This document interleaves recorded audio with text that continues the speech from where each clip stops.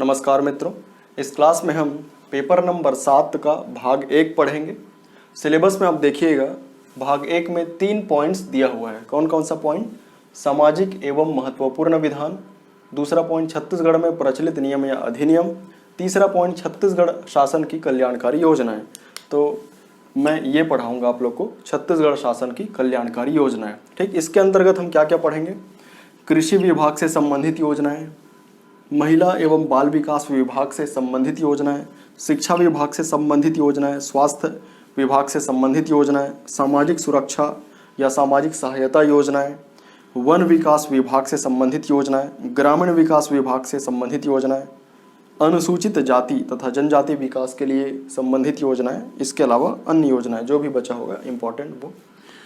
CGPSC mains 2018 में point 3 से कौन कौन सा क्वेश्चन पूछा गया ये देख लेते हैं। टोटल इस भाग से कितने नंबर के क्वेश्चन आने हैं? 75 नंबर के क्वेश्चन आने हैं। उसमें से पॉइंट नंबर 3 से कौन कौन सा क्वेश्चन पूछा गया और टोटल कितने मार्क्स के क्वेश्चन पूछे गए?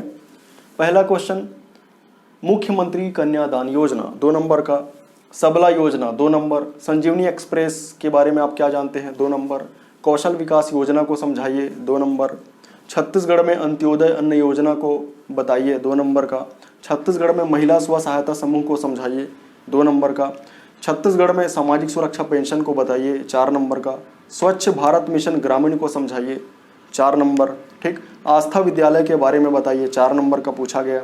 छत्तीसगढ़ में किसान कर्ज माफी योजना के बारे में बताइए 8 नंबर का पूछा गया। छत्तीसगढ़ शासन द्वारा बच्चों में कुपोषण मुक्ति के लिए किए जा रहे प्रयासों का वर्णन कीजिए, ये क्वेश्चन पूछा गया 15 नंबर। तो इस तरह से टोटल CGPSC मेंस 2018 में पेपर नंबर 7 भाग 1 के पॉइंट 3 से टोटल कितने नंबर के क्वेश्चन पूछे गए? 47 नंबर के क्वेश्चन पूछे गए। ठीक, तो ये पॉइंट नंबर 3 इंपॉर्टेंट है। टोटल तीनों पॉइंट्स को मिला के 75 नंबर के क्वेश्चन पूछा जाता है, जिसमें से पॉइंट 3 से 2018 में कितने के क्वेश्चन पूछे गए? 47 नंबर के। ठीक, चलिए शुरुआत करते हैं। भाग कृषि विभाग से संबंधित योजनाएं शुरू करते हैं। ठीक, डस्टर। कृषि विभाग से संबंधित योजनाएं पढ़ेंगे। पहला है शाकंभरी योजना।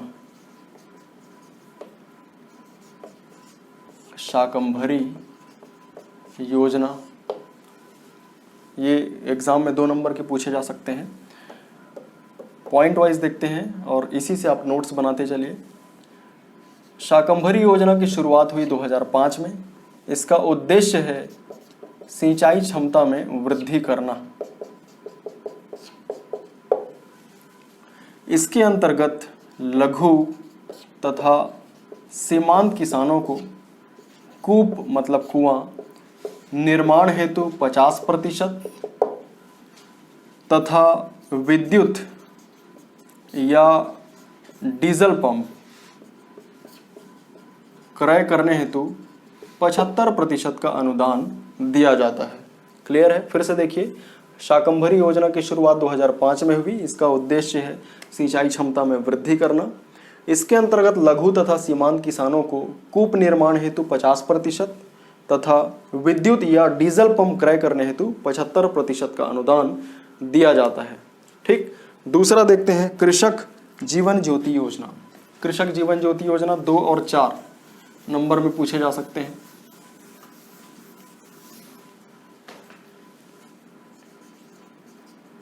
कृषक जीवन ज्योति योजना पॉइंट वाइज देखिए। इसकी शुरुआत 2 अक्टूबर 2009 को हुई। इसका उद्देश्य है किसानों को वित्तीय सहायता प्रदान करना तथा सिंचाई क्षमता में वृद्धि करना। ठीक, इसके अंतर्गत 3 अश्व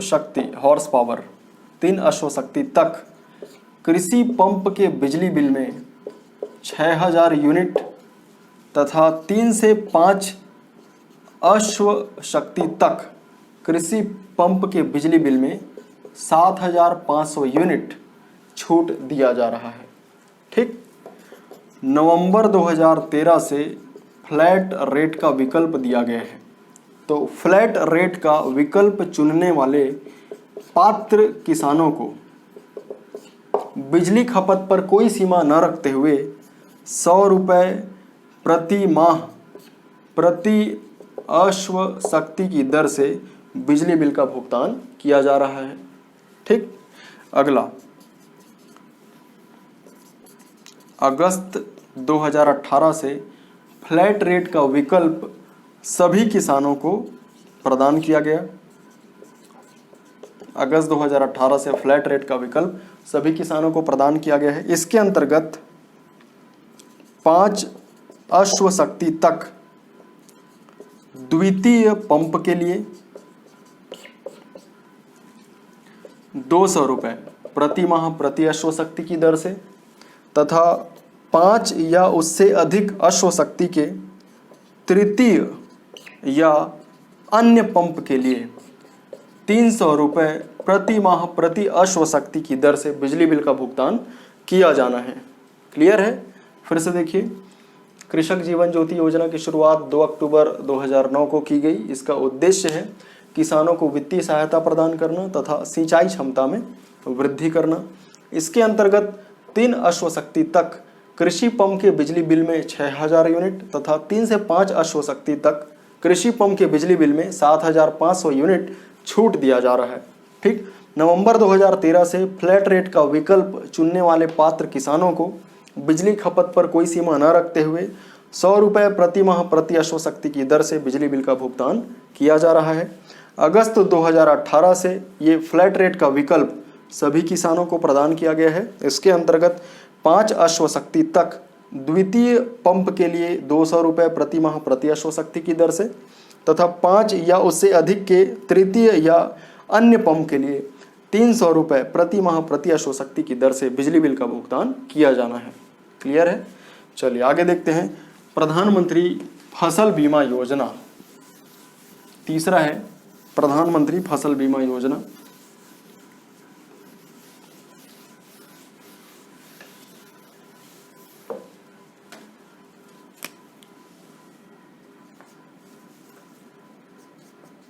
प्रधानमंत्री फसल बीमा योजना।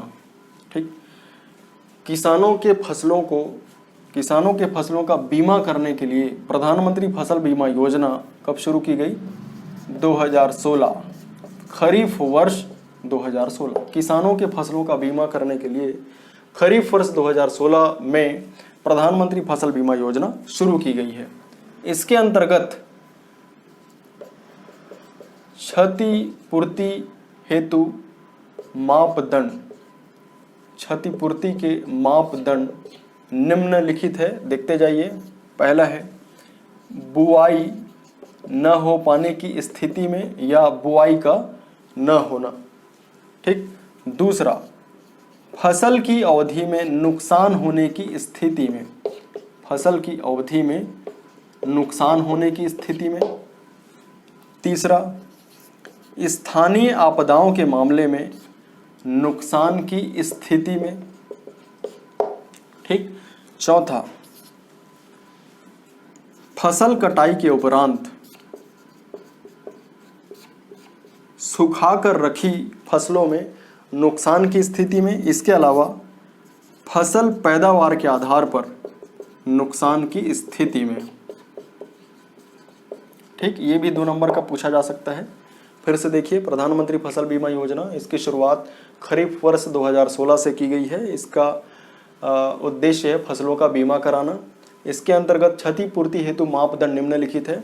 बुआई न हो पाने की स्थिति में, फसल की अवधि में नुकसान होने की स्थिति में, स्थानीय आपदाओं के मामले में नुकसान होने की स्थिति में, फसल कटाई के उपरांत सुखाकर रखी गई फसलों में नुकसान की स्थिति में, फसल पैदावार के आधार पर नुकसान की स्थिति में। क्लियर है? अगला है मोचोबाड़ी परियोजना।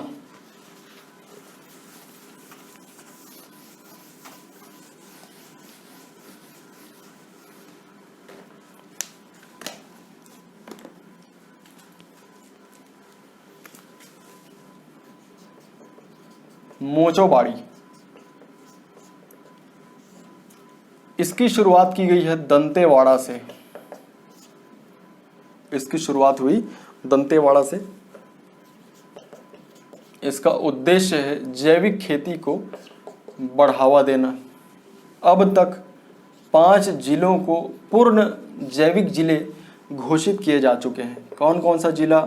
नारायणपुर, बीजापुर, दंतेवाड़ा, सुकमा और गरियाबंद। ठीक, फिर से देखिए, मोचोबाड़ी परियोजना की शुरुआत दंतेवाड़ा से हुई। इसका उद्देश्य है जैविक खेती को बढ़ावा देना। अब तक छत्तीसगढ़ के 5 जिलों को पूर्ण जैविक जिले घोषित किए जा चुके हैं। ठीक, नारायणपुर, बीजापुर, दंतेवाड़ा, सुकमा और गरियाबंद। ठीक, हो गया। ये भी 2 नंबर का पूछा जा सकता है। अगला देखते हैं, कृषि अधोसंरचना।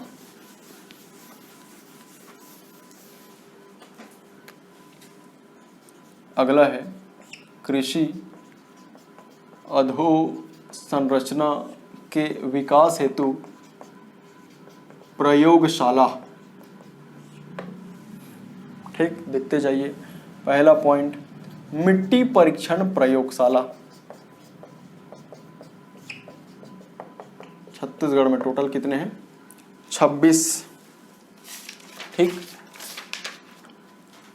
अगला मिनी लैब मृदा परीक्षण हेतु।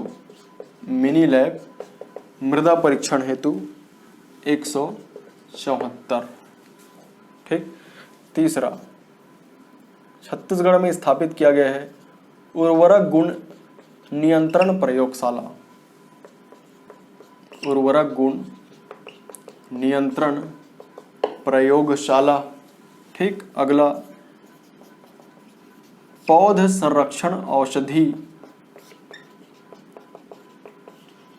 एवं गुण नियंत्रण प्रयोगशाला। पौध संरक्षण औषधि एवं गुण नियंत्रण प्रयोगशाला, ये राजनांदगांव में स्थापित किया गया है। ठीक, अगला कृषि यंत्र परीक्षण प्रयोगशाला। कृषि यंत्र परीक्षण प्रयोगशाला, ये रायपुर में स्थापित किया गया है। ठीक, अगला बीज परीक्षण प्रयोगशाला, ये स्थापित किया गया है बिलासपुर में, अंबिकापुर में और जगदलपुर में। क्लियर है? फिर से देखिए, कृषि अधोसंरचना के विकास हेतु प्रयोगशाला की स्थापना की गई है। मिट्टी परीक्षण प्रयोगशाला छत्तीसगढ़ में टोटल कितने हैं? 26। मिनी लैब मृदा परीक्षण हेतु 174। उर्वरक गुण नियंत्रण प्रयोगशाला की स्थापना की गई है। ठीक, पौध संरक्षण औषधि एवं गुण नियंत्रण प्रयोगशाला राजनांदगांव में स्थापित की गई है। कृषि यंत्र परीक्षण प्रयोगशाला रायपुर में स्थापित की गई है। बीज परीक्षण प्रयोगशाला बिलासपुर, अंबिकापुर तथा जगदलपुर में स्थापित की गई है। क्लियर है? ये हो गया। ये भी 2 या 4 नंबर में पूछा जा सकता है। अगला देखते हैं, किसान शॉपिंग मॉल।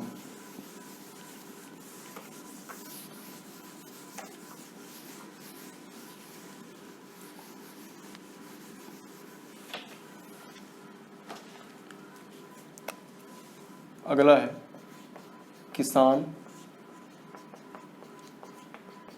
Shopping mall. किसान शॉपिंग मॉल की स्थापना कहाँ की गई है? राजनांदगांव में।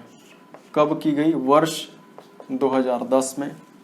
ठीक, इसमें कितनी लागत आई है? 2.29 करोड़ रुपए। ठीक, यहाँ क्या क्या मिलता है? खाद, बीज, ठीक, कीटनाशक, कृषि उपकरण इत्यादि यहाँ उपलब्ध है। ये 2 नंबर का पूछा जा सकता है। फिर से देखिए, किसान शॉपिंग मॉल राजनांदगांव में वर्ष 2010 में स्थापित किया गया। इसके अंतर्गत कितनी लागत आई है? 2.29 करोड़ रुपए। ठीक, यहाँ क्या क्या उपलब्ध है? खाद, बीज, कीटनाशक और कृषि उपकरण इत्यादि यहाँ पे उपलब्ध है। ठीक, अगला देखते हैं,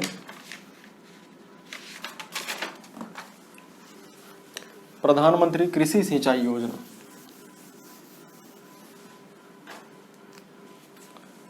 प्रधानमंत्री कृषि सिंचाई योजना। पॉइंट वाइज देखते जाइए, नोट्स बनाते चलिए साथ साथ। इसकी शुरुआत हुई 2 जुलाई 2015। इसका उद्देश्य है कम पानी से अधिक क्षेत्र में सिंचाई करना। प्रधानमंत्री कृषि सिंचाई योजना का उद्देश्य है कम पानी से अधिक क्षेत्र में सिंचाई करना। इस योजना में नारा दिया गया है हर खेत तक पानी। पहला नारा है हर खेत तक पानी। दूसरा नारा प्रति बूंद अधिक फसल। इस योजना के लिए नारा दिया गया है हर खेत तक पानी और दूसरा नारा प्रति बूंद अधिक फसल। ठीक, इसके अंतर्गत, इस योजना के अंतर्गत लघु व सीमांत किसानों को 75% तथा बड़े किसानों को 50% का अनुदान दिया जाता है। ठीक,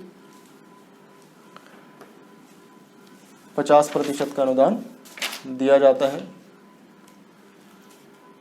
लघु और सीमांत किसानों को 70% है, सॉरी, लघु और सीमांत किसानों को 70% और बड़े किसानों को 50% का अनुदान दिया जाता है।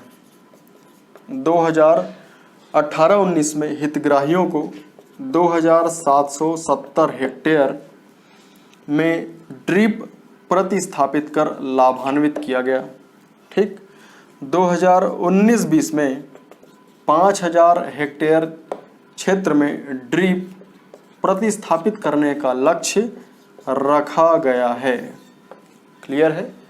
फिर से देखिए, प्रधानमंत्री कृषि सिंचाई योजना की शुरुआत 2 जुलाई 2015 को की गई। इसका उद्देश्य है कम पानी से अधिक क्षेत्र में सिंचाई करना। इसमें नारा दिया गया है हर खेत तक पानी, प्रति बूंद अधिक फसल। इसके अंतर्गत लघु तथा सीमांत वर्ग के किसानों को 70% और बड़े किसानों को 50% का अनुदान दिया जाता है।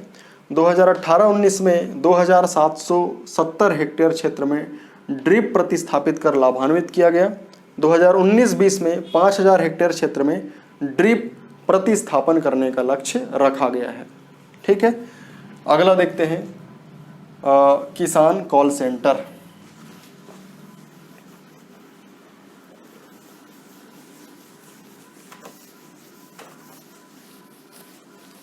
किसान कॉल सेंटर।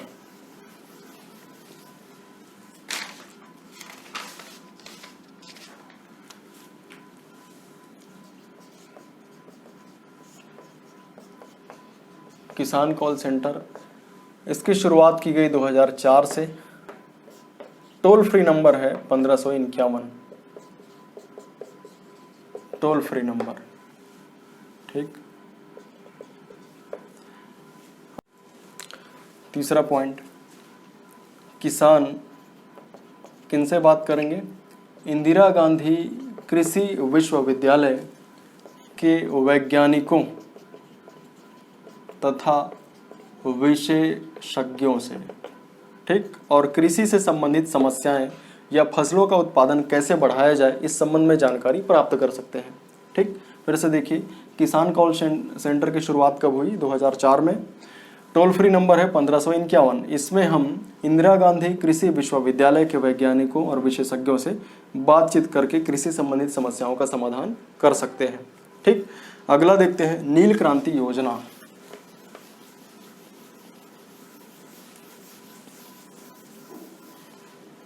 नील क्रांति योजना,